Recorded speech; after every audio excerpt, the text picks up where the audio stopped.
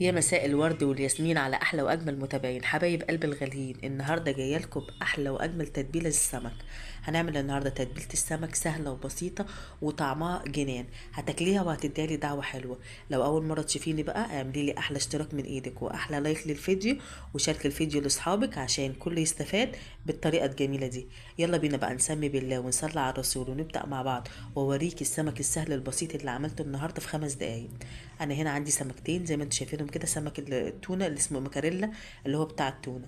هنا في بصلايه كبيره وجميله، في هنا طماطميتين حلوين، في هنا 4 قرون فلفل بارد طبعا، وفي هنا حبه توم حلوين كده محترمين مع ليمونه كبيره جميله.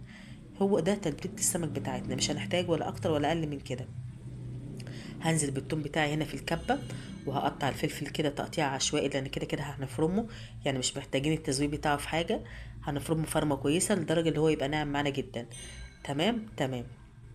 حطي بقى ملحك، حطي بهاراتك، كمون، كزبره، فلفل اسود، البهارات بتاعه السمك اللي عندك حطيه، اي حاجه.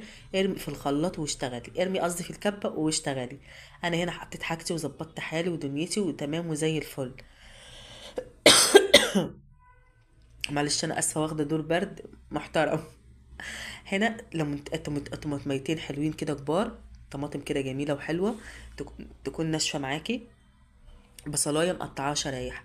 البصل هنا بتاعنا متقطعوش تقطيع صغير عشان ما يصفيش الميه بتاعته ويختفي. احنا هنا عايزينه يبقى متقطع شرايح عشان يبقى باين معانا ايه في التتبيله بتاعتنا. انزل بليمونه كبيره كده محترمه. هناخد كل الميه اللي فيها، طبعا الليمون الايام دي جميل واصفر، فهي ليمونه واحده كفايه لان كبيره كده ومليانه ميه، فهي ليمونه واحده كفايه. السمك بتاعنا طبعا غسلينه بدقيق وملح وليمون ونقعينه ومظبطينه ومخلينه زي الفل، دي اهم حاجه للسمك. هنا بقى حسيت اللي هو محتاج حبه ملح، رحت نازله بحبه ملح كمان عشان السلطه بتاعتي طبعا عايزه ملح.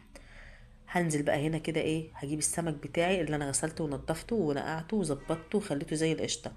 الفتحات اللي احنا عاملينها دي اهم حاجه لازم تحشيها زي ما انت شايفه، عشان السمك بتاعنا يبقى دايب ومتبل كله وواخد نفس الطعم، القلب اللي جوه واخد اللحم اللي هو الظهر اللي ورا، يعني كله يبقى شارب التتبيله وكله يبقى طعم حلو.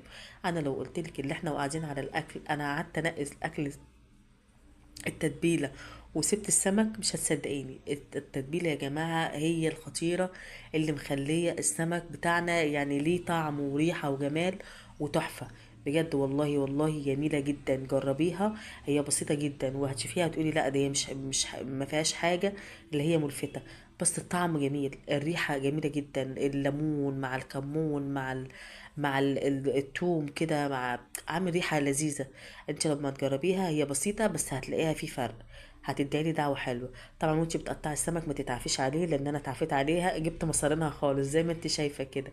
قطعيها بالراحة، يعني انا كنت مستعجلة فايه وتعبانه، يعني انا عشان تعبانه فمستعجله. الواحد لما بيكون تعبان بيخش المطبخ بيبقى عايز ينجز يعني.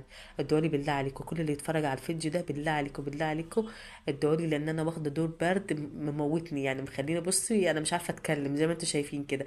اكيد حبايبي اللي متابعيني عارفين صوتي ومتابعيني. هنا خلاص كده السمك بتاعنا متبلين ملح ومظبطين وكل حاجه زي الفل. هنزل بس يا دوبك من فوق كده بنقطتين زيت عشان يدينا لمعه حلوه للسمكه من فوق، وفي نفس الوقت ما ينزقش مننا في الصينيه من تحت. هو دوت بس السمك بتاعنا بتاع النهارده، بس الطريقه سهله وبسيطه جدا زي ما انت شفتيها، بس الطعم حكايه. هو الطعم روعه. هنا بقى تولعي النار بتاعتك تعليها من تحت. انا زي ما انتم شايفين كده انا عليتها من تحت فكانت عاليه، فعشان كده اتحرقت من جنب، بس السمكه بتاعتي ما اتحرقتش خالص اهو، من تحت زي ما انتم شايفينها كده. او من فوق تعليها تخليها وسط عشان ما تتحرقش منك. طبعا من فوق انت بتتحكمي فيها وبتشوفيها على حسب احمرت بتوطي النار، لسه ما احمرتش بتعلي النار. هنا بقى كان السمك بتاعنا من تحت مستوي زي الفل، والطعم طبعا روعه،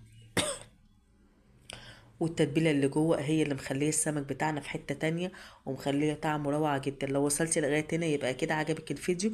ما تنسيش تشاركي اخواتك وحبايبك واصحابك للفيديو، وما تنسيش تعملي لي اشتراك لو اول مره تشوفي القناه بتاعتي، وتعملي لي لايك لو اول مره تتفرجي عليا واول مره تشوفيني. يا ريت يا ريت يا ريت تعملي لي احلى لايك للفيديو واحلى اشتراك. باي باي يا حبايبي.